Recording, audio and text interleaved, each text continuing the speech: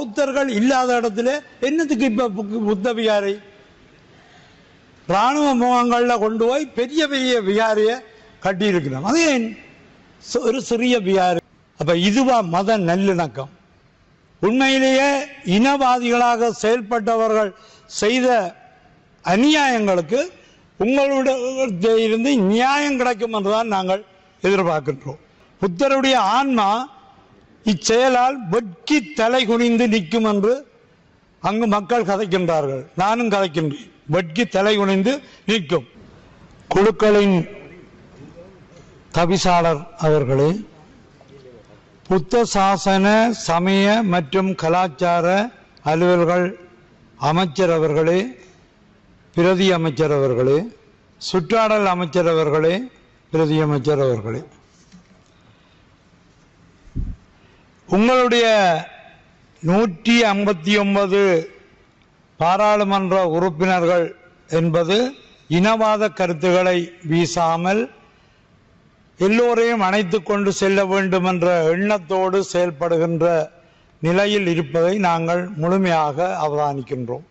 சிங்கள மக்கள் கூட கூடுதலானவர்கள் இதை ஏற்றுக்கொள்ளவில்லை, அதாவது இனவாத கருத்துக்களை ஏற்றுக்கொள்ளவில்லை என்பதற்கு சான்று 4 பாராளுமன்ற உறுப்பினர்களாக இருந்த நீங்கள் இன்றைக்கு 159 பாராளுமன்ற உறுப்பினர்கள். ஏற்கனவே இருந்த சில இனவாதிகளை நீக்கி இருக்கின்றார்கள். இந்த வகையில் நான் வன்னி மாவட்டத்தை சேர்ந்தவன். முல்லைத்தீவு மாவட்டம் என்னுடைய சொந்த மாவட்டம் என்ற வகையில் அங்கே நடக்கிற சில பிரச்சனைகள், நடந்த பிரச்சனைகளை நான் தெளிவாக சொல்றேன். நாங்களும் உங்களோட அணைச்சு கொண்டு இந்த நாட்டை கட்டி எழுப்ப வேண்டும் என்ற நோக்கத்தோடு தான் நாங்களும் இருக்கிறோம். அந்த வகையில் உங்களுடைய ஒத்துழைப்பை நாடுகின்றோம். ஒரு நீதியான நேர்மையான ஒரு நல்ல ஒரு ஆட்சி அமைஞ்சு நாடு செழிப்புற வரணும் என்றதிலே எங்களுக்கு மாற்று கருத்துக்கு இடமில்லை. நாங்கள் நிச்சயமாக உங்களோடு ஒத்துழைப்போம். சில விவரங்களை நான் சொல்லுகின்றேன். இந்து தம்பதிகளான சுத்தோதனருக்கும் மாயாதேவிக்கும் பிறந்து யசோதரியை திருமணம் செய்த சித்தார்த்தரே புத்த பிரான் ஆவார். அவரது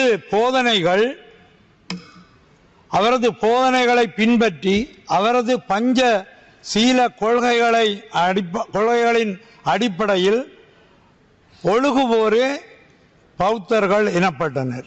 இந்து மதமும் பௌத்த மதமும் ஒன்றோடு ஒன்று பின்னி பிணைந்தவை. தென்னாசியாவின் பிரதான மதங்களான இவை தென்னாசியா எங்கும் இணை மதங்களாகவே அனுஷ்டிக்கப்படுகின்றன, ஒத்தியைவுடன் ஓம்பப்படுகின்றன. ஆனால் இலங்கையில் மட்டும் அவ்வாறு இல்லை. இங்கு புத்தபிரானின் போதனைகளையும் அவரது பஞ்சசீல கொள்கைகளையும் கைவிட்ட சில பௌத்த துறவிகள், அவர்களின் பின்னென்று இயக்கும் சில அரசியல்வாதிகள் தயவுடன் இந்த நாட்டில் அமைதியின்மையையும் இனமுறுகலையும் தொடர வேண்டும் என நினைத்து வரும் சில ஏகாதிபத்தியவாதிகளின் தயவால் எதேச்சதிகாரம் பெற்று சட்டத்தையும் ஒழுங்கையும் கையில் எடுத்து தமிழர் பகுதிகளில் பல்வேறு எதேச்சதிகாரங்களை புரிந்து இலங்கையை மத நல்லிணக்கம் என்பன இல்லாதொழித்துள்ளார்கள். வடக்கு கிழக்கு மாகாணங்களின் இனப்பெரம்பல் வீதத்தை மாற்றியமைக்க முயலும் பேரினவாத சக்திகளின் ஊதுகுழல்களாக செயல்பட்டு வரும் இந்த பௌத்த போக்கின்மையை கடைபிடித்து வரும் சில பிக்குகள் இலங்கையின் அரச திணைக்களங்களான மகாபலி அபிவிருத்தி அதிகார சபை, இலங்கை தொல்பொருள் திணைக்களம், போலீஸ் திணைக்களம், பாதுகாப்பு படைகள் என்பவற்றை வெளிப்படையாகவே சில இடங்களில் வழிநடத்தி வருவது கடந்த காலத்தில் வெளிப்படையாகவே அவதானிக்கப்பட்டது. இந்த விடயங்கள் நீங்கள் கேட்கும் போது நாங்கள் புள்ளி விவரங்களோடு நாங்கள் சமர்ப்பிப்போம். முல்லைத்தீவு மாவட்டத்தின் கரையுறை பெற்று பிரதேச செயலாளர் பிரிவில் நாயாற்றுக்கு அண்மையில் உள்ள பழைய செம்மலை பிள்ளையார் ஆலயத்தை குரு கந்த ரஜா மகா விகாரை என கூறி கொலம்பகை மேதானந்த கீர்த்திஸ்ரீ தேரர் என்ற பௌத்த துறவி ஆலய வளாகத்துள் கட்டிடம் ஒன்றை அமைக்க தொடங்கினர். இக்கட்டிட வேலைகள் இவ்வாலயத்தின் எதிர் திசையில் இருந்த இராணுவ முகாமின் இராணுவத்தினரே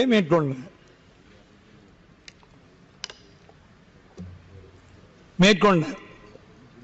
இது தொடர்பில் 31,823 இலக்கத்தில் வழக்கு ஒன்று முல்லைத்தீவு நீதிமன்றத்தில் நடைபெற்று 2019/5/6 வழங்கப்பட்ட கட்டளைப்படி குறித்த இடத்தில் ஏதேனும் செயல்பாடுகள் செய்வதானால் சமாதானத்தை பேணி நாட்டில் உள்ள சட்டத்திட்டங்களுக்கு அமைய மேற்கொள்ளப்பட வேண்டும் என கட்டளை நீதிமன்றத்தால் இடப்பட்டது. இருந்தபோதும் பிரதேச சபையின் தடை உத்தரவையும் மீறி இவ்வாலயத்தின் கொலம்பகை மேதானந்த கீர்த்திஸ்ரீ தேரரால் பிரமாண்டமான புத்தர் சிலை ஒன்று இங்கு வைக்கப்பட்டது. நீதிமன்ற கட்டளையை மீறிய இந்த நடவடிக்கையை இந்த நாட்டின் சட்டம் ஒழுங்கு வேடிக்கைதான் பார்த்திருந்தது. சில நாட்களின் பின்னர் இந்த கொலம்பகை மேதானந்த கீர்த்திஸ்ரீ தேரர் அவர்கள் மரணமடைந்தார். இவரது உடலை கடற்கரையில் அடக்கம் செய்யுமாறு முல்லைத்தீவு நீதிமன்றம் கட்டளையிட்டது. அந்த கட்டளையை மீறி ஞானசார தேரர் தலைமையிலான பௌத்த துறவிகள் குழு அவ்வுடலை பழைய செம்மலை பிள்ளையார் ஆலய தீர்த்த குளத்தில் அடக்கம் செய்தனர். எதிர்த்து நின்ற தமிழர்களையும் சட்டத்திறனிகளையும் இலங்கை போலீசார் துரத்தி அடித்தனர். போலீசாரால் தாக்கப்பட்டு ஆலய பூசகர் வைத்தியசாலையில் அனுமதிக்கப்பட்டார். இலங்கையின் மத நல்லிணக்கத்துக்கு பகிரங்கமான வேட்டு வைக்கப்பட்ட பல்வேறு சந்தர்ப்பங்களில் இதுவும் ஒன்று. அடுத்தது சிலவற்றைத்தான் நான் சொல்லலாம், ஏனென்றால் நேரம் போதாது. 1983 இடம்பெயர்ந்து 2011 இங்கு மீளக்குடியமர்த்தப்பட்டார்கள். கொக்குளாய் கிராமத்தில் மணிவண்ணதாஸ் குடும்பம் இங்கு மீளக்குடியமர சென்றார்கள். மணிவண்ணதாஸின் தந்தையார் மணிவண்ணதாஸ் குடும்பம் இன்று வரை தமது சொந்த காணியில் மீளக்குடியமர முடியவில்லை. தாம் பிறந்த மண்ணில் ஏதிகளாக வாழ்ந்து கொண்டிருக்கின்றார்கள். தாய் தந்தையை அன்பு மனையாள் யசோதரையை அருமை பாலகன் ராகுலனை துறந்து போதிமர நிழலில் பரிநிர்வாணம் அடைந்த போதி மாதவர் புத்தபிரான் சிலையாய் அமர்வதற்காக மணிவண்ணதாஸ் அவரது மனைவி குடும்பங்கள் குழந்தைகள் துரத்தி அடிக்கப்பட்டு அவர்களுடைய பரம்பரை வாழ்ந்த பூர்வீக நிலம் பறிக்கப்பட்டு ஏதிலிகளாக துரத்தப்பட்டு இருக்கின்றன. இது நிலைமை. இந்த நிலைமை உங்களுக்கு பலருக்கு தெரியாது. அதால் தான் நான் சொல்லுவேன். இதையா புத்தர் போதித்த பஞ்சசீல கொள்கை வழி நடப்பவர்கள் செய்வார்கள். புத்தருடைய ஆன்மா இச்செயலால் வெட்கி தலை குனிந்து நிற்கும் என்று அங்கு மக்கள் கதைக்கின்றார்கள். நானும் கதைக்கின்றேன். வெட்கி தலை குனிந்து நிற்கும். வடக்கிலும் கிழக்கிலும் ஞானசார தேரர் அவர் வழி நிற்கும் காவியுடை உடுக்கவே பொருத்தமில்லாத சிலரால் புத்த பெருமானின் திருவுருவச் சிலைகள் நில ஆக்கிரமிப்பின் எல்லை கற்களாக அந்த பகுதிகளில் பயன்படுத்தப்படுகின்றன. புத்த பெருமானின் சிலைகள் அல்லது சிறிய பிகார அடையாளங்கள் அங்கு பறிக்கப்பட்ட நிலங்களின் எல்லை கற்களாக மாறி நிற்கின்றன. பாருங்கள், நீங்கள் எல்லோரும் பாருங்கள். நான் அந்த இடங்களை உங்களுக்கு காட்டுகின்றேன். அப்ப பொருத்தமில்லாத சிலரால் திருவிழா எல்லை கற்களாக பயன்படுத்தப்படுகின்றன. கடவுளாக அல்ல, எல்லை கற்களாக கொண்டு போய் புத்தருடைய சிலைகள் நிறுத்தப்படுகின்றன. குருந்தூர் மலை அது ஒரு தொல்லியல் பிரதேசம் என்பதனை நாம் அனைவரும் அறிவோம். விடுதலை புலிகளின் காலத்தில் அங்கிருந்த தொல்பொருள் சின்னங்களுக்கு இம்மிய அளவு கூட பங்கம் ஏற்படவில்லை. ஒரு இடம் ஏற்பட்டிருந்தால் நீங்கள் காட்டுங்கள். ஏற்படவில்லை. அங்கு தொல்பொருள் சின்னங்களுள் ஒன்றாய் பல நூற்றாண்டுகள் பழமை வாய்ந்த திரிசூலம் ஒன்று காணப்பட்டது. அது பல நூற்றாண்டுகளாகவே சுற்றையல் கிராம மக்களால் வழிபடப்பட்டு வந்தது. கிராமிய முறையில் பொங்கல் செய்து படையலிட்டு பயபக்தியுடன் இம்மக்களால் வழிபடப்பட்டு வந்தது. ஆனால் இன்று பிடுங்கி எறியப்பட்டு இந்து மத வழிபாடுகள் தடை செய்யப்பட்டுள்ளது. அப்ப இதுவா மத நல்லிணக்கம்? உண்மையிலேயே இனவாதிகளாக செயல்பட்டவர்கள் செய்த அநியாயங்களுக்கு உங்களுடைய இருந்து நியாயம் கிடைக்கும் என்றுதான் நாங்கள் எதிர்பார்க்கின்றோம். அங்கு புத்தர் சிலை ஒன்றை வைப்பதற்காக கல்கமுவ சந்தபோதி தேரர் தலைமையிலான குழுவினர் ஒரு புத்தர் சிலையுடன் வாகனங்களில் வந்தபோது அப்பிரதேச மக்களால் தடுத்து நிறுத்தப்பட்டனர். இதனால் அமைதி குறைவொன்று அப்பிரதேசத்தில் ஏற்பட்டது என்று போலீசாரால் முல்லைத்தீவு நீதிமன்றத்தில் வழக்கு ஒன்று தாக்கல் செய்யப்பட்டது. AR 673/18 இலக்கத்தில் நடைபெற்ற இவ்வழக்கின் மீதான 2018/9/27 கட்டளையானது இப்பிரதேசம் தொல்லியல் இடமாக காணப்படுகின்றது. அப்பிரதேசத்தில் வாழ்கின்ற மக்களின் சார்பில் விடுக்கப்பட்ட விடயம் கவனத்தில் கொள்ளப்பட்டு யாழ் பல்கலைக்கழக தொல்லியல் விரிவுரையாளர்கள், தொல்லியல் ஆராய்ச்சி மாணவர்கள் ஆகியோர் தொல்லியல் ஆய்வுகளில் இணைக்குமாறு தொல்லியல் திணைக்களத்துக்கு நீதிமன்றம் கட்டளை பிறப்பித்திருந்தது. ஆனால் இன்றும் இப்பிரதேசத்தில் தொல்லியல் ஆய்வுகள் தொடர்கின்றன. யாழ் பல்கலைக்கழக சமூகத்தினரின் சமூக மின்மையுடன் தான் இன்மையுடன் வெளிப்படைத்தன்மையும் நடுநிலைமையையும் கோஷமாக கொண்டு ஆட்சிக்கு வந்த இந்த அரசாங்கத்தின் காலத்திலும் குருந்தூர் மலையில் நீதிமன்ற கட்டளைக்கு முரணாக வெளிப்படையற்ற செயல்பாடுகள் தொல்லியல் ஆய்வுகள் என்ற பெயரில் போர்வையில் இங்கு நடைபெறுகின்றது. உங்களுடைய காலம் இப்போது குறுகிய காலம்தான், இன்னும் நீண்ட காலம் இருக்கின்றது. நிச்சயமாக நாங்கள் நியாயத்துக்கு நாங்களும் உங்களோட ஒத்துழைப்பு தருகின்றோம். இந்த குறைகளை நான் சொல்வது நான் நேரடியாக உங்களுக்கு நேரடியாக கூடி வந்து காட்டுவேன். குருந்தூர் மலையில் உங்களுக்கு 2 நிமிடங்கள் உள்ளன. தொல்பொருள் திணைக்களத்தினரால் இலங்கை போலீசாரினதும் இராணுவத்தின் உதவியுடனும் மேற்கொள்ளப்பட்ட அராஜகங்கள் பௌத்த தர்மத்துக்கு மட்டுமல்ல இலங்கையின் தொல்பொருள் சட்டத்துக்கும் முற்றும் முரணானவை. இது பற்றி இன்னும் விலாவாரியாக விவரிப்பதற்கு எனக்கு தரப்பட்ட நேரம் போதாது.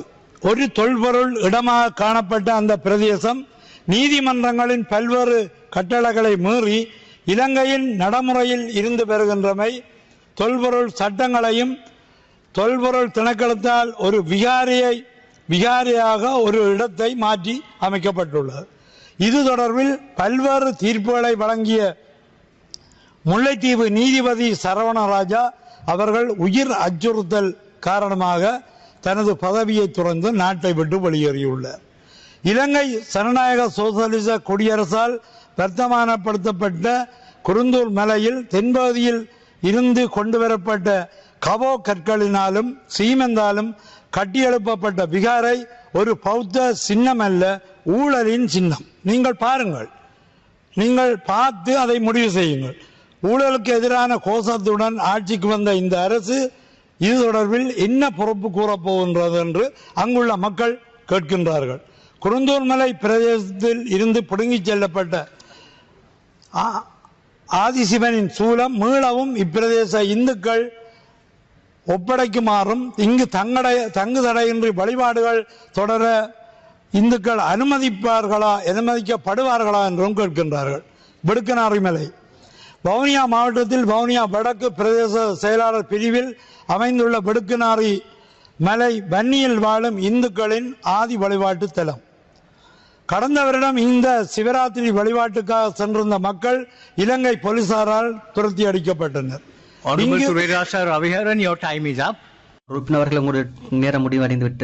வழிபாடு மேற்கொண்ட பரம்பரை பூசாரியும் இன்னும் 14 பேர்களும் சிவராத்திரி வெடுக்குநாரியில் அனுஷ்டித்ததுக்காக 2 வாரங்கள் சிறையில் அடைக்கப்பட்டார்கள். இந்த முறையும் சிவராத்திரி பூசைகள், சிவராத்திரி என்றால் இரவுதான் பூசை, இரவுதான் முடிக்கிறது. ஆனால் 6 மணிக்கு பிறகு, மாலை 6 மணிக்கு பிறகு அனுமதிக்கப்படவில்லை. இதால நீங்கள் என்னென்றால் உண்ட பாருங்கோ, அந்த மக்கள் என்ன நினைக்கிறார்கள், எங்களை புறக்கணிக்கிறார்கள் என்றுதான் நினைக்கின்றார்கள். அணைத்து கொண்டு செல்ல வேண்டும். இந்த நாட்டிலே 4 சமயங்கள் என்று நீங்களே சொல்லுகின்றீர்கள். பௌத்தம், இந்து, கிறிஸ்தவம், முஸ்லிம். அப்ப இந்த மதங்கள் ரீதியாக எல்லோரையும் அணைத்து கொண்டு செல்ல வேண்டும். திரும்பவும் சொல்லுகின்றேன், உங்களுடைய ஒரு தன்மையான வெளிப்படையான நல்ல வேலைகள் அனைத்துக்கும் நாங்கள் ஒத்துழைப்பு தருவோம். இந்த வகையில் நீங்கள் நிச்சயமாக தமிழ் மக்களை உங்களுக்கு யாழ்ப்பாணத்தில் தெரியும், வன்னியில் தெரியும், உங்களுக்கு தான் வாக்கு கூட விழுந்தது. ஏன் இந்த மக்கள் பிரிவினை பார்த்திருந்தால், அல்லது சிங்கள மக்களை வெறுக்கணும் என்று நினைத்திருந்தால், சிங்கள கட்சிகளை வெறுக்கணும் என்று நினைத்திருந்தால் உங்களை என்னென்று கொண்டு வருவார்கள்? அப்ப நீங்கள் இந்த மக்களை புறக்கணிக்காதீர்கள். எங்களுடைய மத ரீதியாக நாங்கள் வழிபாட்டு தலங்களில் எங்களோட இடத்த வழிபடுறதுக்கும் மற்ற பௌத்தர்கள் இல்லாத இடத்துல என்னத்துக்கு இப்ப புத்த விகாரை இராணுவ முகாம்களில் கொண்டு போய் பெரிய பெரிய விகாரியை கட்டியிருக்கிறோம். அது ஏன் ஒரு சிறிய விகாரையா இல்லை சிறிய புத்தர் சிலையை வைத்து அந்த வழிபாடுகளை அவர்கள் மேற்கொள்ளலாம். பௌத்தர்கள் இருந்தால் அந்த இடத்துல பௌத்த மதத்தை பெருசாக நீங்க வழிபடலாம். அதை விட்டு ஒரு அராஜக அவர்களே நிறைவு செய்யுங்கள். ஒரு வெறுப்பு தன்மையை மக்களிடத்தை கொண்டு வந்ததை நீங்கள் நீக்க வேண்டும் என்பதைத்தான் அமைச்சர் அவர்கள் கேட்டுக்கொண்டிருக்கின்றார். நிச்சயமாக உங்களுடைய தன்மைகள் எங்களுக்கு தெரியும். நானும் உங்களுடைய ஆலோசனை குழுவிலே இருக்கின்றேன். அந்த வகையில் நீங்கள் சரியான முறையில் செயல்படுங்கள். உங்களுக்கு நாங்கள் முழுமையான ஆதரவை இந்த வகையில் காட்டுகின்றோம். அங்கே நடக்கின்ற அட்டூழியங்கள் அல்லது எப்படி நடந்தது என்பதை உங்களுக்கு நேரடியாக நான் அந்த இடங்களுக்கு வந்து காட்டுகின்றேன். நன்றி. இது போன்ற செய்திகளை தெரிந்து கொள்ள சமூகம் நியூஸ் சேனலை சப்ஸ்கிரைப் செய்து அருகில் உள்ள பெல் பட்டனை கிளிக் செய்யுங்கள். மேலும் இது போன்ற செய்திகளை உடனுக்குடன் தெரிந்து கொள்ள சமூகமீடியா.com என்ற இணையதளத்தின் வாயிலாகவும் எங்களுடன் இணைந்திருங்கள்.